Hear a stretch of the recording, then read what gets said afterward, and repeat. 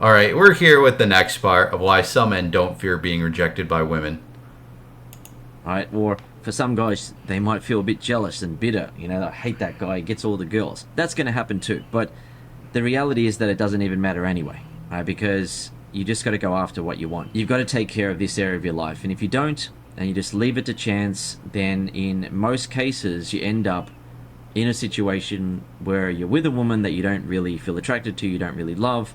And as a result, a lot of guys in that situation, they get into a relationship with a woman like that, and as the relationship continues, they don't actually feel the motivation to put in the effort to make sure that it works. So the relationship falls apart. Yet when you're a man who can select women, because you know how to attract them, and you can select the kind of woman that you want, and you select a woman that you are truly attracted to and you respect, then you actually continue to feel the motivation. It doesn't go away. And as a result, you're a better man in the relationship. And it doesn't mean that she doesn't have to do anything. You've got to approach the relationship in a way that makes her show you respect, show you appreciation, show you affection and love. Yeah, that's a lot of things guys overlook is like they don't they focus and they act as though the end game is just getting the relationship when that's only the beginning. That's the first step of like 100 steps. You got to make that dynamic. You got to create that dynamic and bring that side out of her. Because if you don't, and you bring a bad side out of her where she's being disrespectful towards you, and she doesn't show you the appreciation that you deserve, then that will be the outcome. This is Yeah, that's true. So that's another thing that ties into confidence and charisma.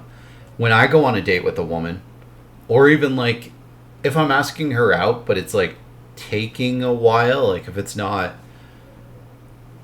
um, if it's more of a warm open or an online date where the woman really wants to talk from a dating app before meeting up, then what she's going to pick up on is that confidence because I'm going to be genuinely not playing any games, trying to figure out if she meets my criteria for a partner. I'm going to be trying to see if she has what it takes to be with me. If she brings enough to the table, if she meets my standards. And she's going to appreciate that, right? Even if she ultimately doesn't, she's going to be more attracted to me because I'm doing that. Because I am taking it seriously to some extent and like making it interesting. Because why would a woman be anything interested, have any interest in going on a date with a guy who's like only focusing on the specifics of the date, right? Like you need to be talking to this person like you understand that you aren't going to get to know them very much on a first date and that you need to get to know stuff about them on that first date and the second date and the third and the fourth, and like you need to be applying the standards that you have from like 5 minutes into any interaction of any kind with them. an area of life that you have to gain control over. If you don't and you just let it run out of control, then you will experience the consequences, which are rejections when you're single, girls not feeling attracted to you when you're talking to them, women losing interest in you during a relationship and not respecting you and appreciating you, and so forth. As I said, women present a natural challenge for us men. They are not wired to reward weakness in men. They are wired to reward with loyalty, respect, sex, and love, strength in a man, where he knows what he's doing. He knows how to be a man. He knows how to handle situations, right? He doesn't lose control. That is rewarded with respect, sex, love, and loyalty.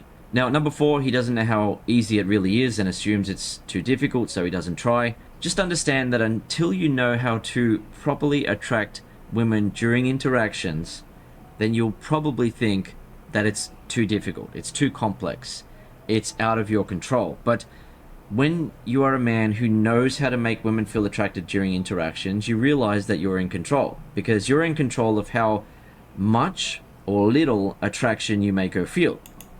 Yeah, that's it. That's exactly it. You have to understand that when you're in a relationship, that you're kind of an active participant. You need to be a partner. You need to be a leader. You need to be making decisions for yourself and the person you're with. You need to be like working towards a future. So simply like getting a girlfriend or getting a date can't be your end goal, and you can never treat it as such. Your end goal is having a successful life, finding a successful partner who will help you get there, and where you will help get them to accomplishing their goals, and you will improve their life. And for example, you're in control of how confidently you react to something that she says or does. Right? If you react in a nervous way or only with a little bit of confidence and she still senses a bit of fear, then she's not going to be feeling much or any attraction for you. But if you react with bulletproof confidence and she can see that you're not crumbling under the pressure, then she feels a lot of attraction for you. You're in control of that. And it's not just about confidence, of course. There are many different ways to make women feel attracted to you during a conversation, such. Oh yeah, like confidence is complicated, right? Because confidence, like we've talked about here, the core of it is understanding yourself and improving yourself.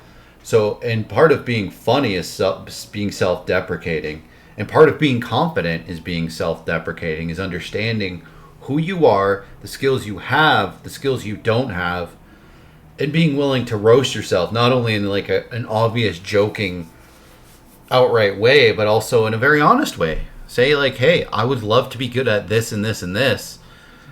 I haven't had time to like pursue those things because I'm pursuing these other things. And like, I think about the times I've been on dates, and often the topic of like life goals and stuff comes up. What are your interests? What are your goals? And I can imagine a lot of guys on dates not really having good answers. For me, it's very simple because I am already working towards multiple goals and interests. So I have a lot to point to because, and it's like I'm doing this is what I want to get done. This is what I'm doing to ensure that gets done. There's other things I want. Once those things are done, I'm gonna have these goals and I'm gonna work on them in this way. And